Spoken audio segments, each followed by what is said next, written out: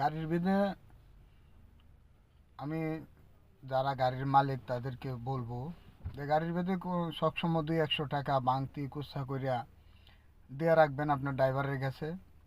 অনেক সময় দেখা যায় রাস্তা চালানোর সময় রাস্তায় অনেক পাগল ছাগল এসে গাড়ির কাছে মনে করেন বিরক্ত করে উত্তপ্ত করে, ঠিক আছে? তো সেই ক্ষেত্রে মনে করেন যে ওই পাগল বিদায় করতেও মাঝে মাঝে 10-5 টাকা লাগে, 5 টাকা লাগে।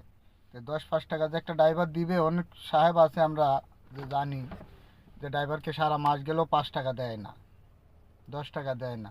তো সেই ক্ষেত্রে একটা পাগলকে সে 10 টাকা দিতে গেলে তার বিবেকে বাঁধবে বা তার আত্মিকে বাঁধবে, ঠিক আছে? তো সেই জন্য আমি বলবো যে যারা গাড়ির মালিক সবসময় 200-100 টাকা বাংতি খুচরা করিয়া গাড়িতে দিয়ে রাখবেন।